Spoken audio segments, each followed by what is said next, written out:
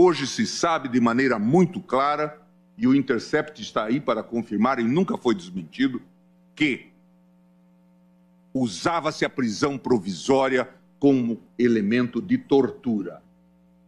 Custa-me dizer isto no plenário, mas era instrumento de tortura. E quem defende tortura não pode ter assento na Corte Constitucional.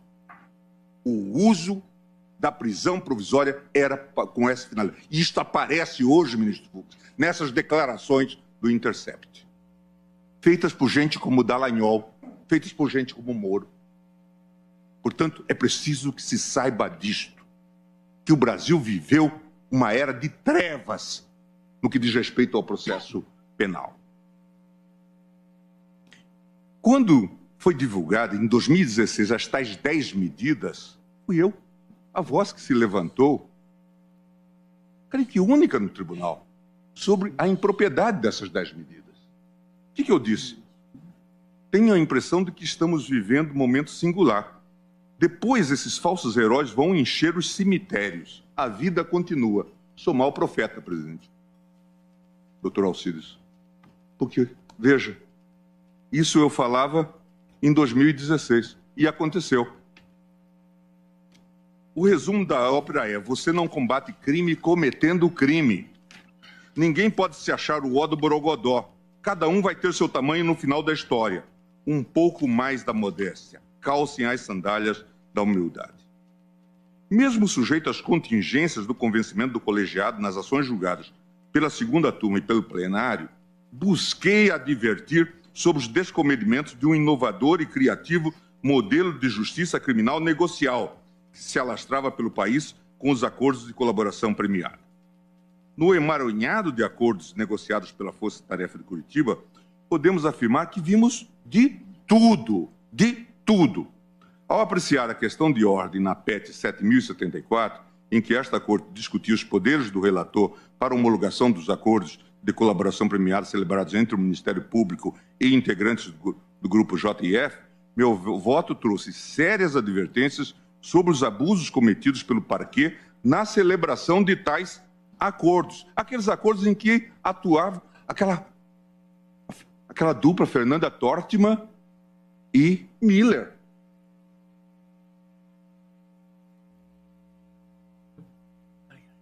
E o doutor Janot com a sua sobriedade característica.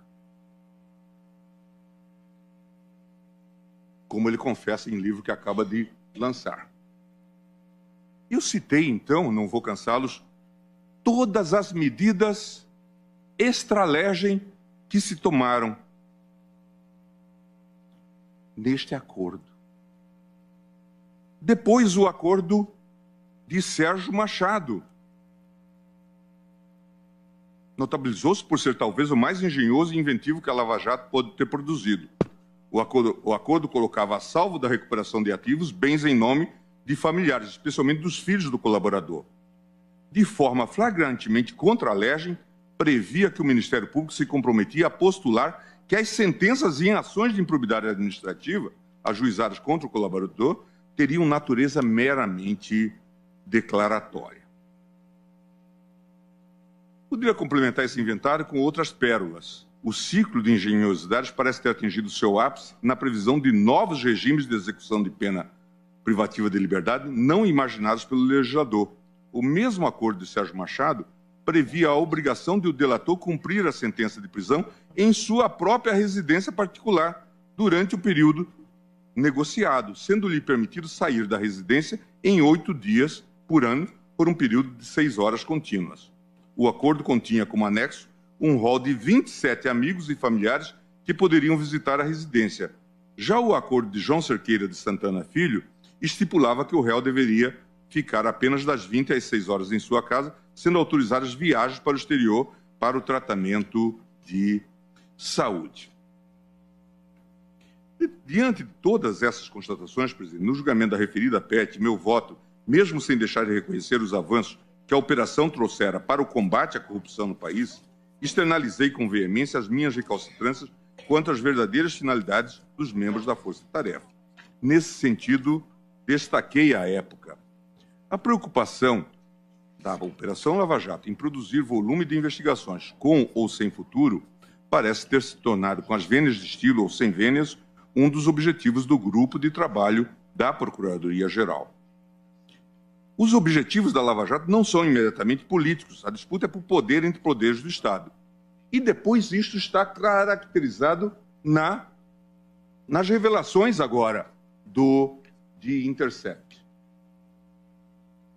Para além, dizia eu, das vaidades pessoais, está em formação um quadro que permite que o processo penal domine o jogo político. Complementados pelo tapetão eleitoral costurado pela lei da ficha limpa, as investigações de macrocriminalidades das classes políticas e empresarial dão ao Ministério Público o poder de definir os rumos políticos do país. Basta abrir um inquérito sem controle. E agora, quem o diz não sou eu, é Dallagnol, quando diz que imaginava lançar 4 procuradores como candidatos ao Senado. E dizia, pobre do Álvaro, eu vou derrotá-lo.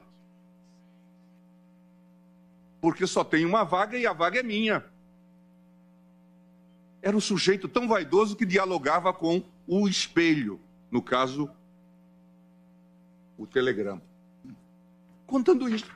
Veja, o Partido dos Procuradores. Um projeto político. E não sou eu que estou... Mas eu disse isso antes. Na apreciação do HC 143.333, impetrado por Antônio Palocci, dediquei parte do meu voto a denunciar que a corrupção já havia chegado à Procuradoria. E falei dos episódios Miller, Fernanda Tortman e tudo o mais. Em 16 de março de 2009, ainda antes de serem reveladas as mensagens do The Intercept, o tribunal julgou o inquérito 4435, quarto agravo regimental, no qual se discutia a extensão da competência da Justiça Eleitoral para julgar crimes comuns conexos aos eleitorais, previsto no inciso 4º do artigo 109 da Constituição e no inciso 2, artigo 35 do Código Eleitoral. Mais uma vez, não me furtei a denunciar. Isso é relator ministro Marco Aurélio. Na oportunidade, busquei deixar claro que a tentativa do Ministério Público de mudar a competência da Justiça Eleitoral, a qual permanecia incólume em todas as constituições brasileiras, diga-se de passagem, por amor à verdade, não houve modificação de entendimento nessa matéria. Eu disse, é preciso o combate à corrupção dentro do Estado de Direito. Não se pode combater a corrupção cometendo crimes, ameaçando pessoas, exigindo delações ou fazendo acordos, tendo irmão como dono de escritório porque passa as delações. Tudo isso não é compatível com a ordem do Estado de Direito. Assim se instalam as milícias brasileiras. Esquadrão da Morte é fruto disto. É preciso ter cuidado.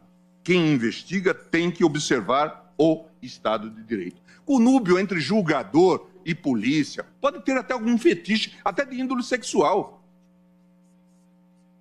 Moderação aqui.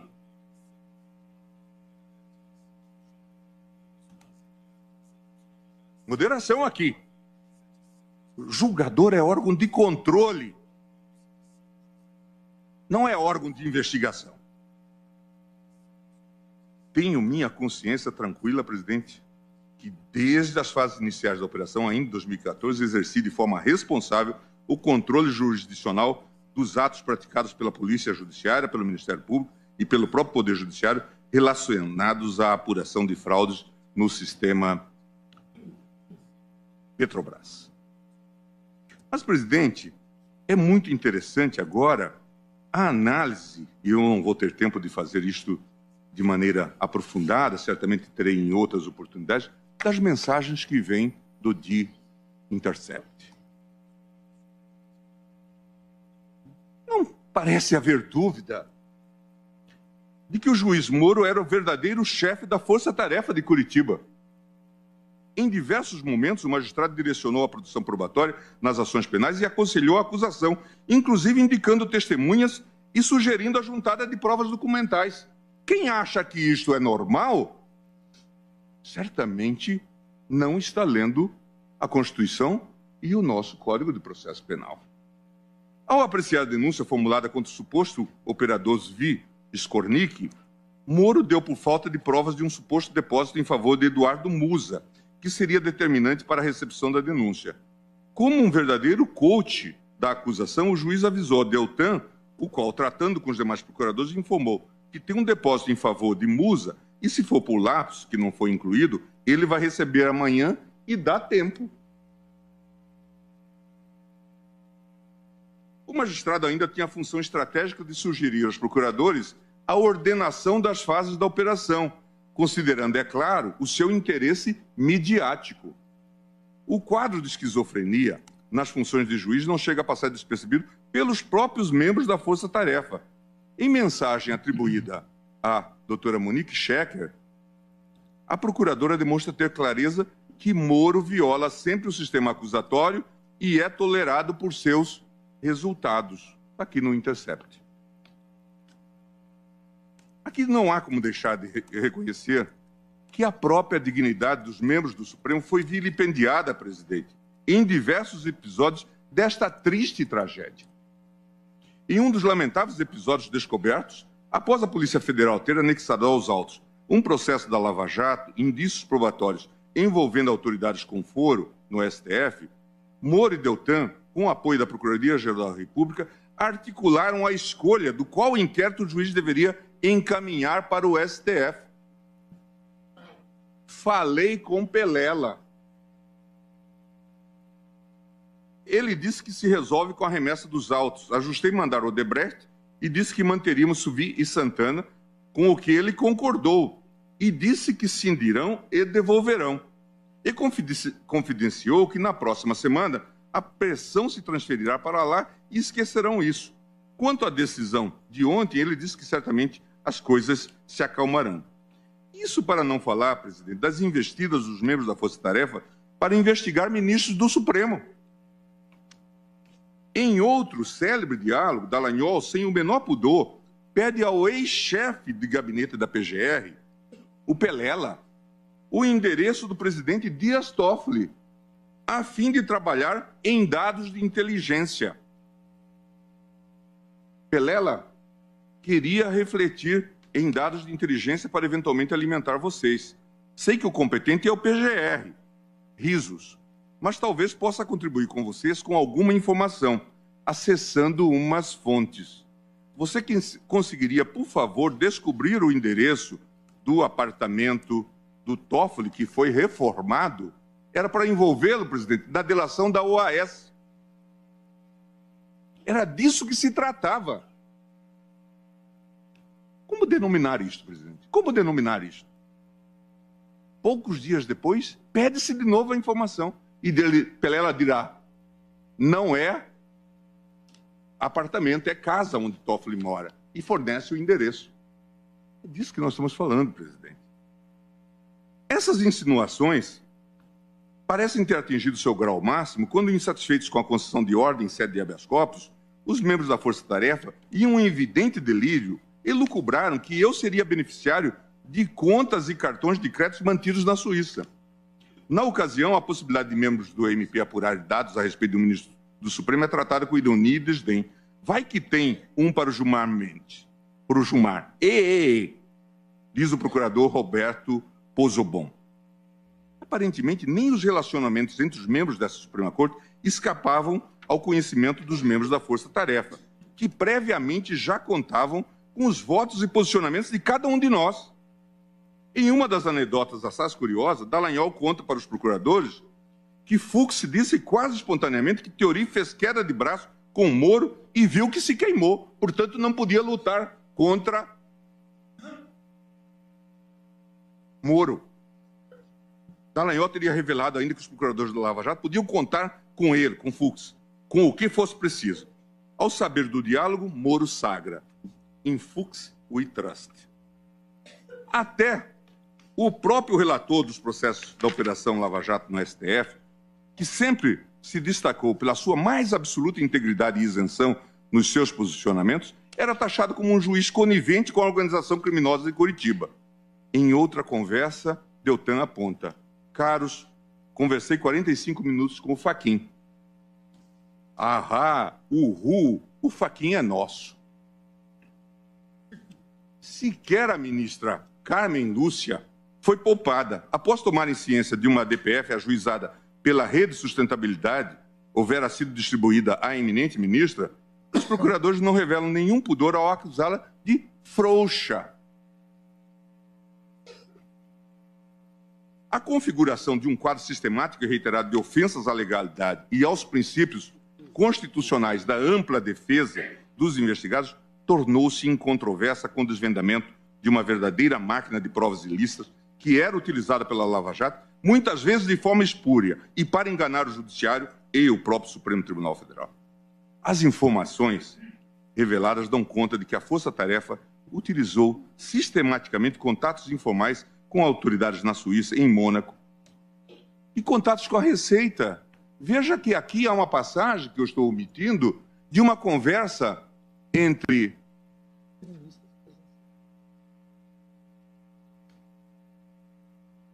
Dallagnol e Roberto Lionel, que depois veio para o COAF, em que ele pede se dava para dar uma olhada informal em dados da Receita relativos a familiares do presidente Lula. Investigação informal. E depois pergunta, será que essa vista de olhos passará ao largo do seu supervisor em Brasília? Portanto, investigação informal na Receita. Não é por acaso, presidente, que hoje os jornais estampam, e vem de novo do Rio de Janeiro essa notícia, de que um fiscal ligado à Lava Jato, supervisor da programação da Lava Jato, foi preso por estar vendendo informações para fiscais, para empresários que estavam sendo achacados. Marco Aurélio da Silva Canal, que estava fazendo investigação, inclusive em relação a mim, na Receita. Veja, certamente a mando desta gente. É ele, gangster no comando de investigação. É disso documentado.